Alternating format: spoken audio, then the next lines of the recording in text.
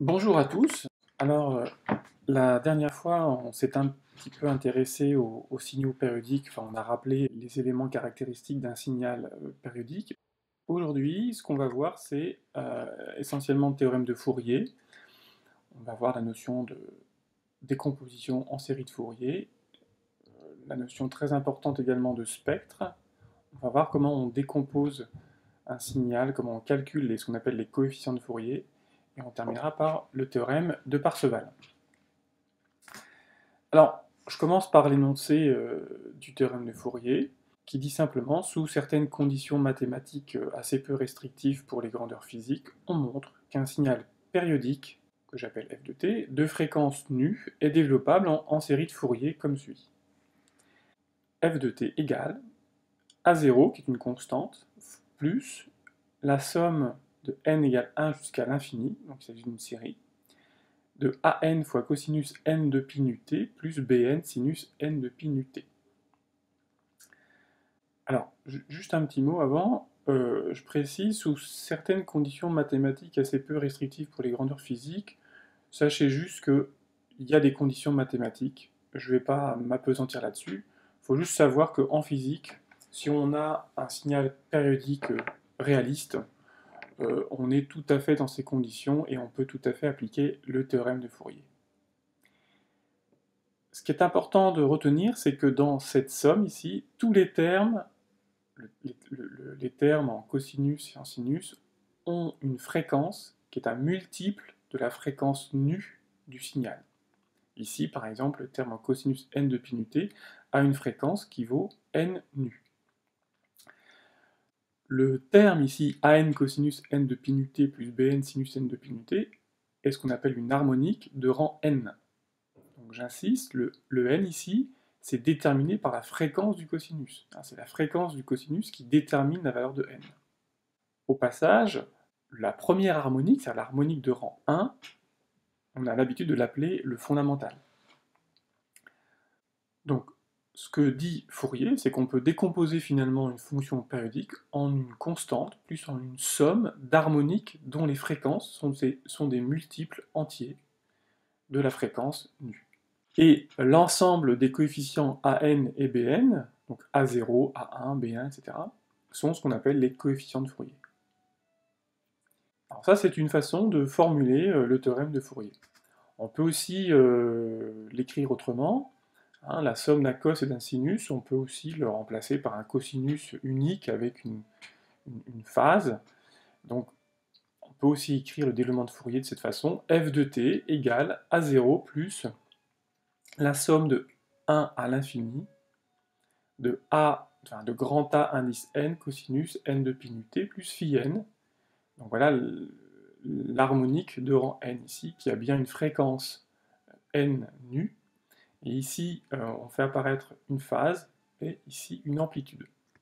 Alors après, le lien avec l'autre expression, le grand AN, c'est simplement la racine carrée de AN carré plus BN carré. Dans ce cas-là, AN représente l'amplitude de l'harmonique de rang n. Et phi n, c'est la phase de l'harmonique. Son lien avec les coefficients, c'est tangente phi égale moins b sur a. Donc, vous avez vu ici deux expressions, deux formulations un petit peu différentes du théorème du Fourier. Alors, on verra tout à l'heure comment on calcule concrètement ces coefficients de Fourier. Mais ce qu'il faut savoir, c'est que ces coefficients dépendent, bien sûr, de petit n, mais dépendent également de la forme du signal. Et pour un signal donné, on verra comment on calcule ces coefficients. Mais si on connaît tous les coefficients a n, bn, et si on connaît la fréquence nue du signal, on connaît parfaitement, complètement le signal f de t. Donc, on peut dire qu'il y a deux façons de représenter un signal. La façon classique qui consiste à tracer le graphe de f en fonction de t. Là, j'ai pris un exemple d'un signal créneau. Ça, c'est la représentation temporelle. On représente la fonction dans l'espace des temps. Mais il y a une autre représentation qu'on appelle la représentation spectrale, ou dans l'espace des fréquences. Parfois, on dit également qu'on donne une représentation dans l'espace de Fourier. Donc l'espace de Fourier, c'est la même chose que l'espace des fréquences. C'est-à-dire qu'au lieu de représenter la fonction en fonction du temps, on va représenter les coefficients de Fourier en fonction de la fréquence. Donc, par exemple ici, on va représenter AN et BN en fonction de la fréquence. Ici, la fréquence, qu'est-ce qu'elle vaut? Donc la fréquence fondamentale du signal, bah, ici on voit bien que la période c'est 1. Si c'est en secondes, ça fait 1 seconde. Donc la fréquence c'est 1 Hz. Donc les harmoniques auront des fréquences multiples entiers de 1 Hz. Donc on aura 1 Hz, 2 Hz, 3 Hz, etc. Donc là on reconnaît par exemple le fondamental. Ça c'est la fréquence nulle, c'est la composante continue. Le fondamental, et puis les autres harmoniques. Ici. Alors on voit par exemple que les harmoniques paires sont nulles, n'existent pas, il n'y a pas de coefficient AN et BN pour les harmoniques paires. On voit aussi que BN vaut toujours 0. Alors ça c'est facile à voir, c'est que ici la fonction en question, bah, on voit bien qu'elle est paire ici. On a f de moins t équivaut f de t. Donc comme elle est paire, elle ne peut pas contenir des sinus, puisque la fonction sinus, dans le développement de Fourier, la fonction sinus est une fonction impaire. Donc forcément, les BN sont forcément nuls. Donc en regardant les symétries de la fonction, on peut déjà tirer pas mal de conclusions sur les coefficients AN et BN. C'est en général la première chose que l'on fait.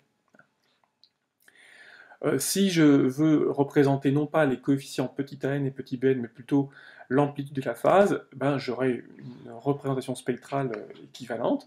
Donc là, par exemple, ben, je vais peut-être commencer par la phase. Vous voyez ici, comme on n'a que des cosinus dans le développement de Fourier, puisque les termes en sinus sont nuls, eh ben, on n'a que des cosinus, n de pi nu t, donc la phase phi n vaut 0. Donc toutes les harmoniques ont une phase nulle. Et l'amplitude varie comme ceci. Donc là c'est pareil, il n'y a pas d'harmonique paire, et on a là ici on a une décroissance de l'importance des harmoniques en fonction de la fréquence.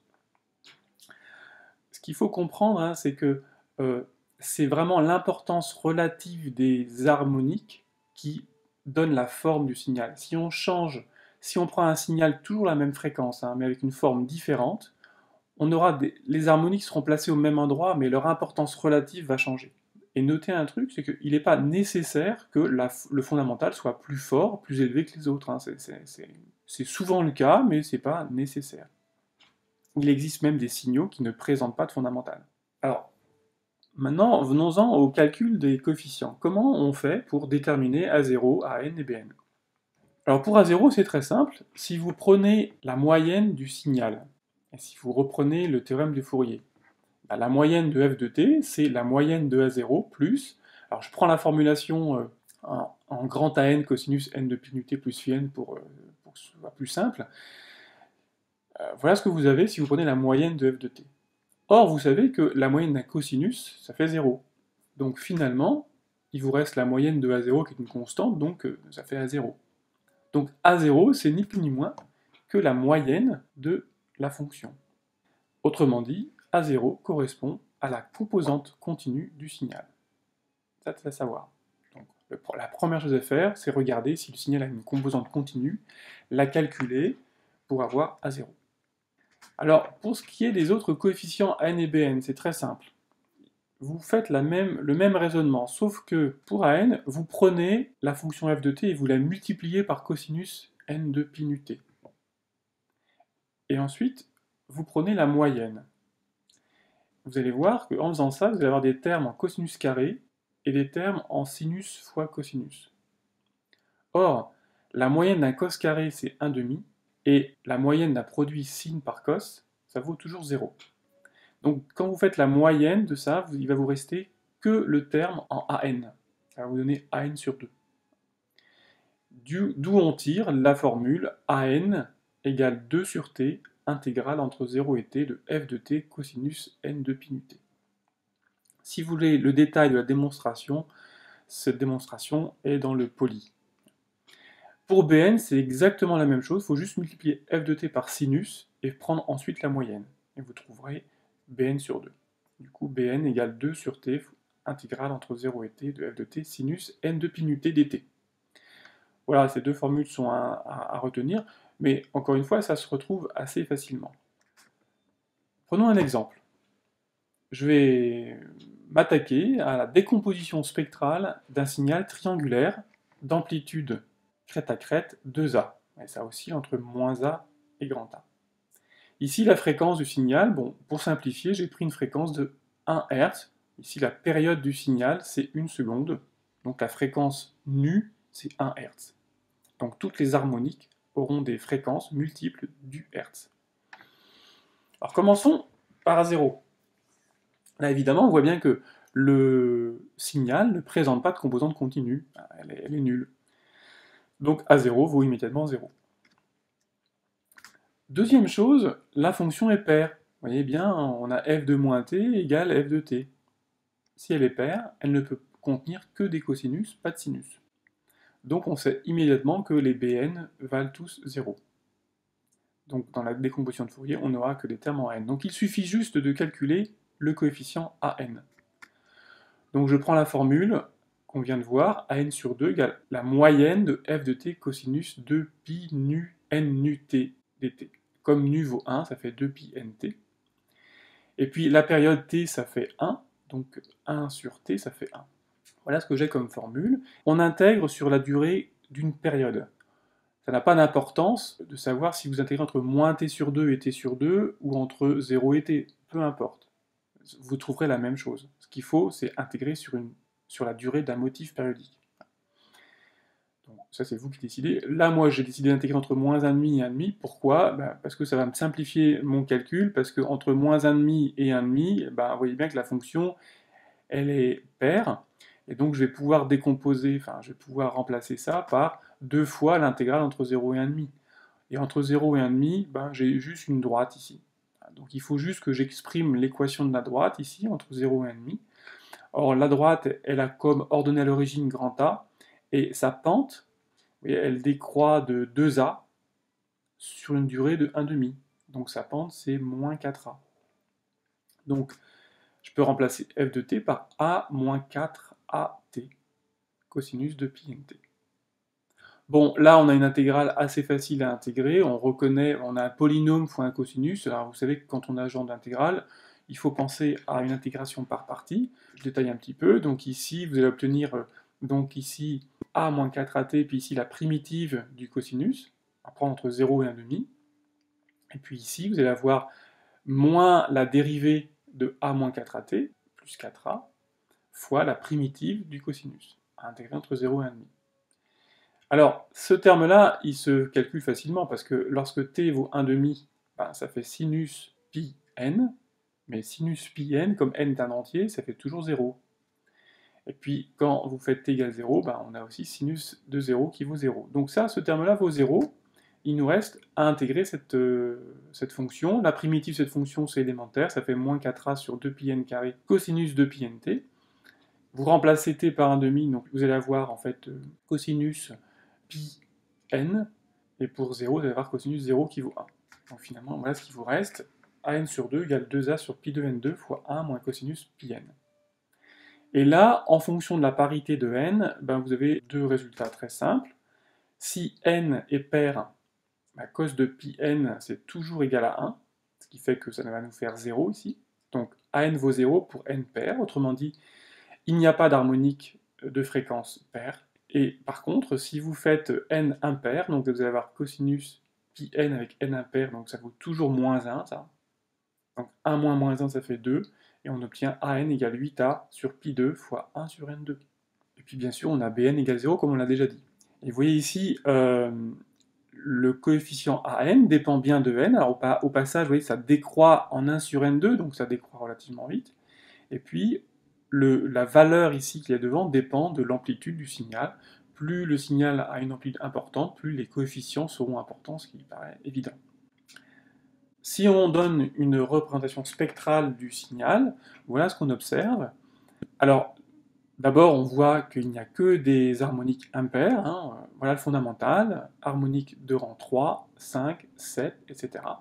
Donc là, j'ai mis n, mais j'aurais pu mettre la fréquence. En fait, ici, n, c'est aussi la fréquence en Hertz. Le terme A0 vaut 0, il n'y a pas de composante continue. Et ce qu'on voit immédiatement, c'est que les termes de haute fréquence décroissent extrêmement rapidement. Vous voyez, ici, ça varie en 1 sur R2. Donc vous voyez, le terme n égale 9, par exemple, eh bien, est 81 fois plus faible que le fondamental. Donc, ces termes-là vont avoir de moins en moins d'importance dans le développement en série de Fourier. Alors pour vous montrer ça, je vous propose une synthèse de Fourier, c'est-à-dire qu'on va regarder ce qui se passe quand on prend une harmonique, quand on ajoute une deuxième harmonique, une troisième, etc., et voir comment le triangle se synthétise et tend au fur et à mesure vers le signal triangulaire. Partons par exemple ici avec une harmonique. Donc là j'ai le terme fondamental, donc j'ai un sinus, enfin un cosinus, pardon. Bon, c'est assez éloigné d'un triangle, enfin on reconnaît un peu la forme, hein. Si je mets deux harmoniques, donc l'harmonique 1 et l'harmonique 3, voilà ce que j'obtiens. On voit bien qu'on s'en rapproche un petit peu. Si je mets 4 harmoniques, donc là j'ai ajouté n égale 1, 3, 5, 7. Là, vous voyez, on est pas mal, hein, on a quasiment un triangle. Hein. Si maintenant j'en mets 8, là on a du mal à faire la distinction entre le signal que je vous montre là et le signal triangulaire. Le signal triangulaire étant une limite de la série. Bon, ce que je voulais vous montrer, c'est que vous voyez ici, ça tend relativement rapidement. Avec 8 harmoniques, on ne fait pas une grosse erreur. On pourrait mesurer, calculer l'erreur, hein, mais l'erreur est très faible. Quelque chose que vous pourriez remarquer, c'est que l'erreur que l'on fait, en fait, elle est surtout localisée ici et ici. En fait, l'erreur que l'on fait, elle est localisée là où il y a des changements brutaux. Et de manière générale, vous pouvez retenir cette idée que les harmoniques de haute fréquence, c'est ces harmoniques qui vont avoir de l'importance lorsque le signal change brutalement de pente. C'est à ce niveau-là qu'on va avoir besoin de beaucoup d'harmoniques. Pour donner un exemple peut-être plus concret, quand vous écoutez de la musique classique par exemple, imaginez une envolée brutale de violon.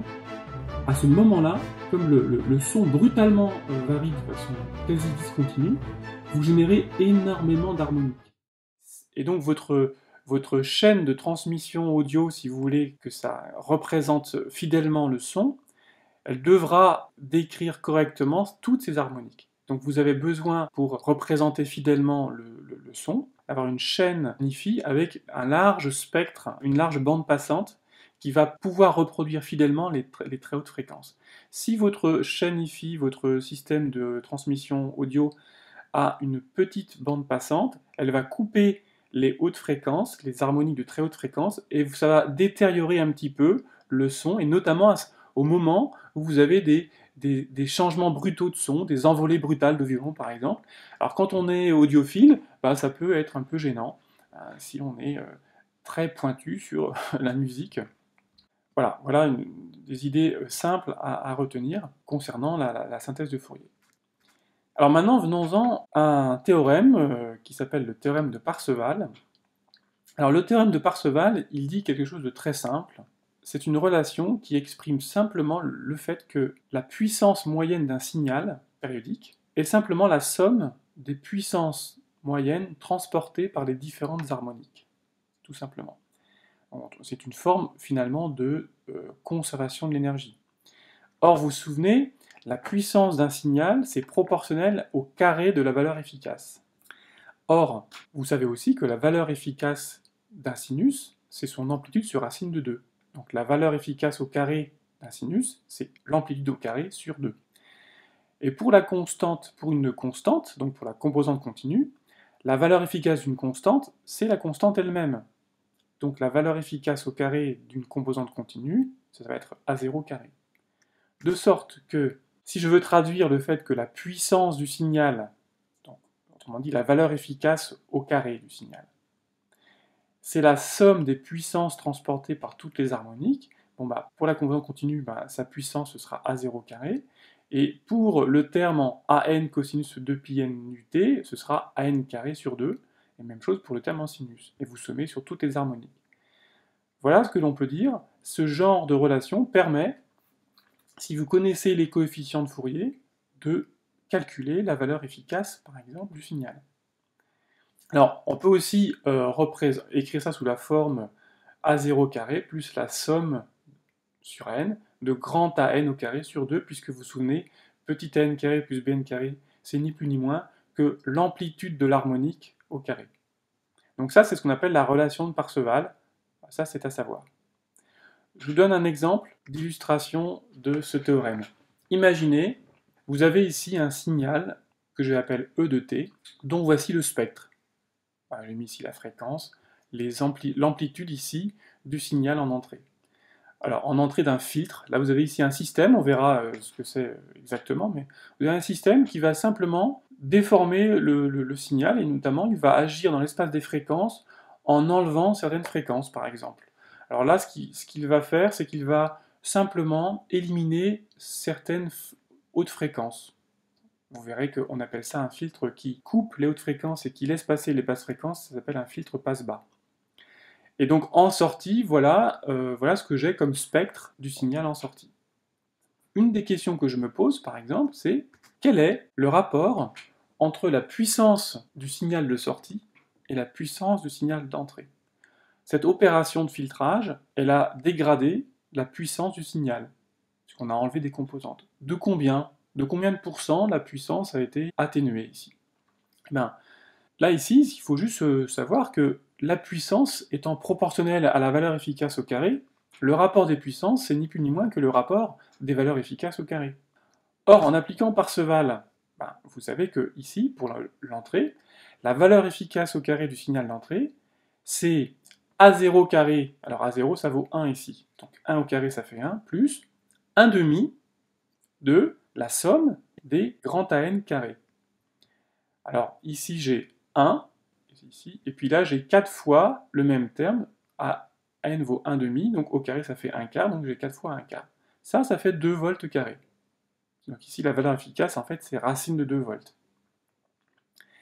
Si je fais la même chose en sortie, vous avez la composante continue qui est toujours la même, qui a une valeur efficace de 1, donc un carré de 1, et vous avez une seule harmonique, qui est le fondamental, dont l'amplitude vaut 1, donc ici, le grand AN carré sur 2, ça fait 1 demi.